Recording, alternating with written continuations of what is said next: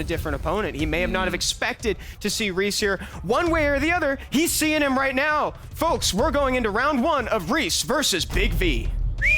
Pre-bands getting locked in right here, and we knew that Oliver We called them, my friend. there. Oliver and Laura, no surprises. These guys have studied each other. The question right now is for that first pick. Do you think it's the Water Ryu, the Moore coming out? I do think it is going to be more. I think that's a unit that everybody can't help but take. It's a 24 speed lead. Got to lock that unit in there. We've seen Big V already take the Chiwu. Chiwu honestly seems to be the more comfortable unit for Big V to be drafting here, and he does take this with the Cigar as well. Rhys looking to respond to both these AoE units. There's a lot of things you can bring to react to these. I agree with you. Does he choose, the reactive style, or will he bring the Chung Pung, still sticking to the turn 1? The Heigang is a great reactive unit, or double water early on can be something, difficult to back up from. Ooh, I love that he's still going to speed contest. I'm a big fan of that. So he brought in a reactive unit, and he also brought in a unit that he says, I may speed contest at the same time. But I feel like when you draft a Sekhmet, you're speed contesting. There's no way you take a Sekhmet and expect to go turn 2. Very, very good point. Now, Big V having a couple options in respond. The Ragdoll, 2 AoE units, a third one that has an AoE skill, and now the Nikki coming out. I love the Chung Pung. So I wasn't expecting the Heigang as much, but the Chung Pung and the Sean really fit the style that he's trying to play. The question is, if Big V brings another starter unit as the last pick, that is very, very dicey. Definitely. I mean, we could also, there's a world that we potentially even looking at a Leo pick here coming out of Big V was disrupt. Oh, never mind. I thought the Sean was already locked in there. I don't think we see the Leo anymore. Exactly. You know what? You might have helped people right there, because a Leo sounded very, very strong against 2 water units, speed depending unit, and you would have to take that Chiwu to the face, and we know the Chiwu is generally on Swift, very fast units. If the Sekhmet wouldn't be banned, the Chiwu is definitely taking turn 1. Ooh, I love this, man. The double Oracle, we're seeing it again. It is very powerful when you're able to see a Nikki and Annabelle both go through. Yeah, I think it's too dangerous to let them both through, and the thing is, if Big V bans this Heigang or the Sekhmet, he looks very, very comfortable. But Ragdoll. Well, I think the Ragdoll, like the Ragdoll's fine. Now it's just, it's quite interesting, fine everyone. in this here. Like, that is dude, quite interesting. the occult girls are so strong. Oh, the Heigang goes through. Oh, and the Chiwu doesn't. The thing is, I would have been one of the occult girls, because now he only has 1 reset into double occult girl. There's so much healing, so much sustain. Well, let's find out, guys. We're going to our very first match here with Big V versus Rhys. Sekhmet's going to be kicking things off here. Let's see whose shoe's going to be resetting, potentially going towards that Nikki or the Cigar. Yeah, the Cigar gets reset. Here we go. Nose trips from the Moore, but he does have the Heigang. The Heigang has to hit this. Oh, he doesn't risk it, interestingly enough. I was actually expecting him to go with the skill 2 there and then capitalize with the kind of skill 3 right after that. Maybe he was thinking he was going to be pressing up the attack bars with the Ragdoll here, potentially here. Yeah. But what we're actually seeing is a Nikki going in front of Annabelle, where Annabelle's usually in front of the Nikki.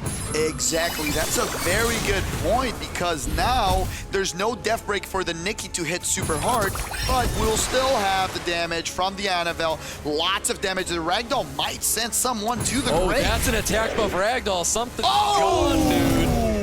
Oh, I heard a certain caster criticizing the Dark Dragon Knight that just one-shot someone, and in a very dominant fashion, no proc from the Cardinal. Out here as well, looking very safe for Big V. Writing was on the wall, and that one, round 1, going to Big V. Yeah, very, very strong draft, Evan. Couple of girls, the cleanse, the heal, and obviously Ragdoll over there killing people. I mean, y'all said it. You got to ban one of the occult girls. Letting them both through is really dangerous. Yeah. Yeah, for sure. So back to this Ragdoll. So this guy back to the Ragdoll. We gotta go back to this, where you had thought the Ragdoll was it was okay. And I'll be honest with you, I thought the Ragdoll was a great pick going into this. Oh, nice. I really did. That's remnants of some play style of myself that I like to take with Ragdoll double occult girls. But I wish I was at the speeds of Big V. Now that'd be something. That would definitely be something. Reckoned with. Round 2. Here we go. It'll be interesting to see how Rhys adapts right now. The Raccoony pre-ban, very interesting from Big V. Interesting. I want to take a screenshot, because if you talked to Seppi 3 years ago, I would have never imagined this. Yep, not at all. Laura is going to be the first pick that Big V is going to be locking into. I still want to say we're going to be seeing that more coming out of Rhys here. Could be more anything else after that, but I do think more is one of those units that we just can't help but lock in, where it's like turn 2, yes, turn 1 potentially, but Shizuka Juno, let's just flip the switch here. He goes more reactive. I do like the change in pace. You know, he saw that the first thing, there's a lot of responses on BIGV side. He can bring the ragdoll. He has the Hey Gang available still, so a lot of stuff that he can use to respond. So he tries to shake up a little bit the pick and ban, and we are possibly going to see triple Occult Girl. How excited is that? That's going to be a lot of, especially if it's going to go in the order of Annabelle, Nikki, or Laura Nikki. It's going to be absolutely insane to see you know, something like that pop out. Laura is in front of that Annabelle. Yeah, I love the Chunk Punk pick here. It's great against the Occult Girls, great against the Cigar, and then the segment threatens speed to reset one of the very fast units. We know that this Laura is on violence, so it's not a swift Laura, so the segment probably can't outspeed that. Yeah, most definitely. We get a double reset coming out of Rhys, though. I love that segment, love that Chunk Punk. I think these are great picks here, but a triple Revenge Bird is absolutely terrifying when you lay down a Chunk Punk. Yeah, there's not a lot of control, not a lot of damage to get rid of him, and triple Occult Girl. Let's hear it from the crowd. Yep. Oof. They're big fans, man. A lot of Occult Girls coming out here. These are very, very powerful units, all of them. Can I call it? I would like another source of reset, ban that Verd, and just deal with it. Or we can bring some sustain in here and take out the strip, right? The removal. I like the damage. This tells us, this smells like a Verd ban, right? Yeah, it's definitely going to be a Verd ban, I believe. We have great first turn units in the form of Segment and Ethna. Both these units, if they do land true, we're talking about great synergy and his ability to really get things under control, because these Occult Girls, they can get out of control very quickly. Yeah, the one advantage is that the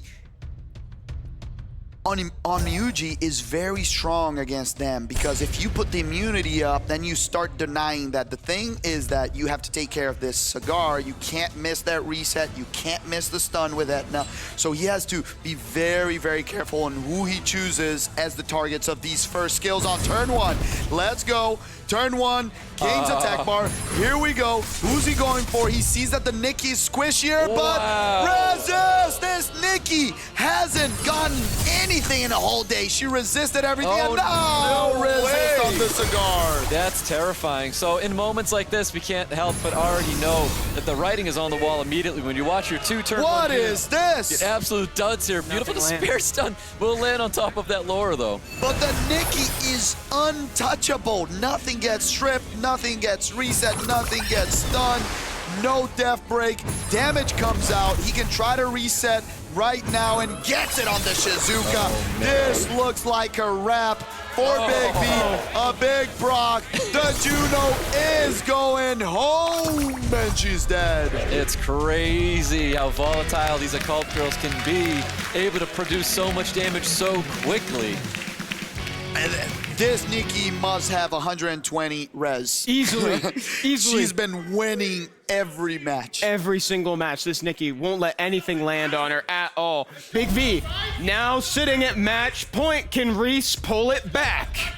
Woo! Looking at someone that can be the first 2-time America's Cup champion.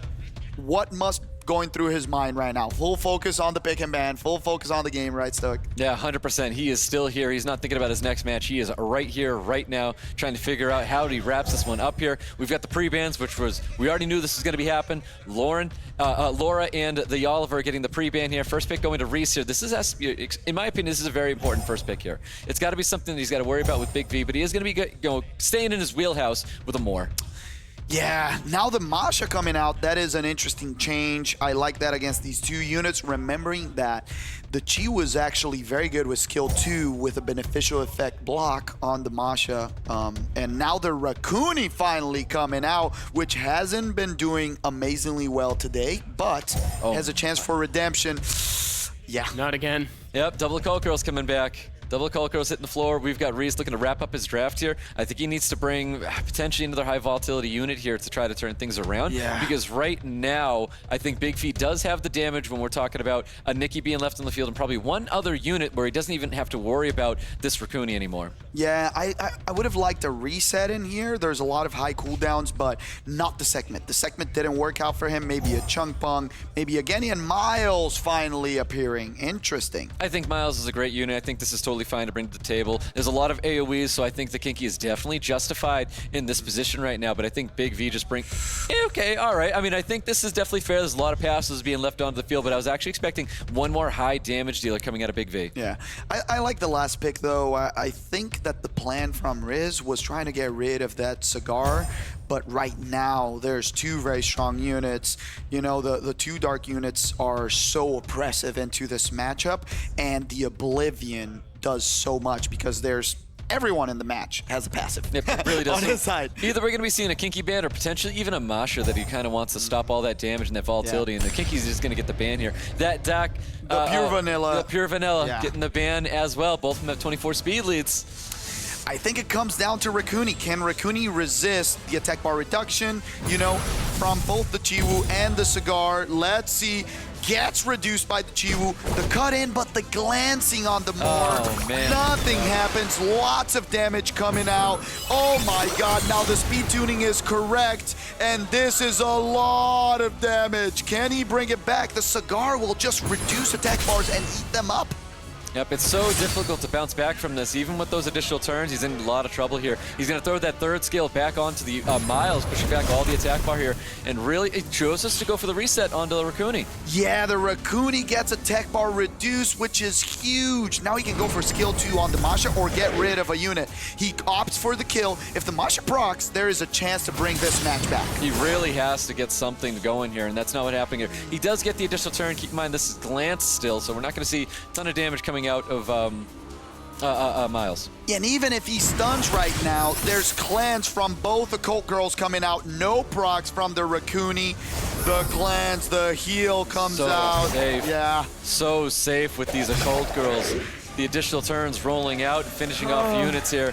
Outstanding what these Occult Girls are able to produce in these matches. Very dominant performance. Even with the Maja, she can't kill. She can't get the proc to get rid of this Chiwu. Now here we go. Can she send him home? Nope, she cannot.